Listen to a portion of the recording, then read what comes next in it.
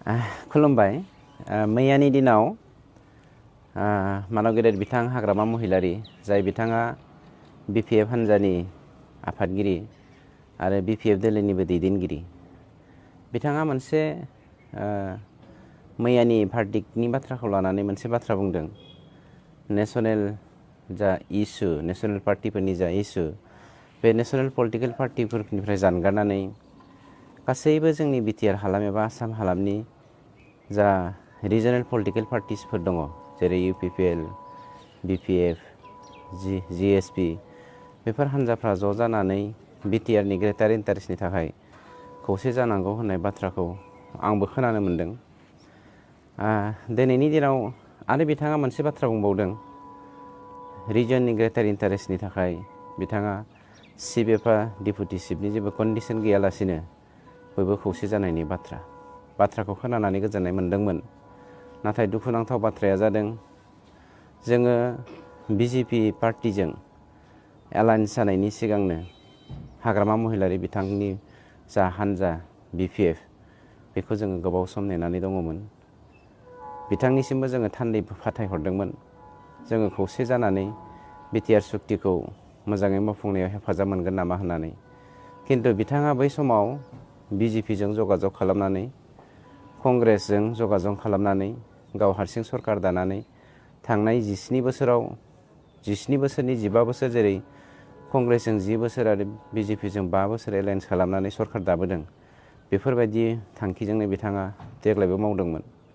खिन्थु जोंनि इन्टारेस्टआ, UPPLनि इन्टारेस्टआ 27 जानुवारि 2020 मायथाइनि जा एकर्डनि दफाफोर, बे दफाफोरखौ मावफुंनायनि आरो हारि दाखांनायनि थांखिजों गासैखौबो मिजिं सुजुनानै एबा जोङो थांखि सुजुनानै जोङो जोबनायाव BJP हान्जाजों एलायन्सआव फैनानै जोंनि दफाफोरखौ मावफुंनो थाखाय जों थिरांथा लायो।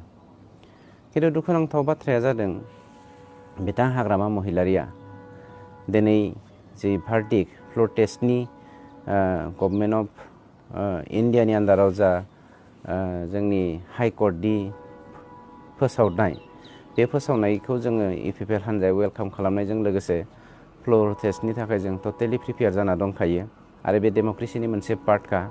आरो बेवहाय जेनगोनखौ नुखानानै दिनै इमसनेलि बर' हारिखौ एटाचमेन्ट खालामनानै गावखौ बर' हारिनि सासे मैखोम दैदेनगिरि होननानै फोरमायथिनो थांनायखौ आं दुखु मोनदों।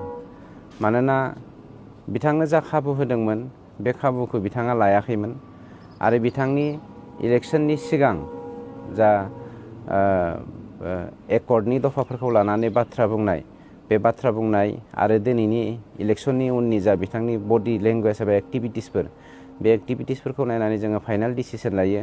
बिथाङा एकर्डनि मोनसेबो दफाखौनो जेराव मावनो होननानै थियारि जायाखैमोन आरो इलेक्सननि उनावबो जोंनिफ्राय जानगारनानै थादोंमोन, जायनि जाहोनाव जों बिथांनिफ्राय जानगारना थानो गोनां जादों। आरो जों जेराव दा सरकार दाखाबाय, जोङो फोरमानल' होनो थांगासिनो दङ। जों मोनथाम हान्जाया खौसे जानानै सरकार दानानै जोङो बिटिआर सुक्तिनि दफाफोरखौ मावफुंनो थांगासिनो दङ आरो बेनो जोंनि गुबै थांखि। नंखायनो सिबिनां रायजो राजा नोंथांमोन, बिटिआरनि साफ्रोमबो बर' फिसाफोरजों लोगोसे गासैबो जाथि जन'गोष्ठि, नोंथांमोना खुनु टेनसन लानो नाङा।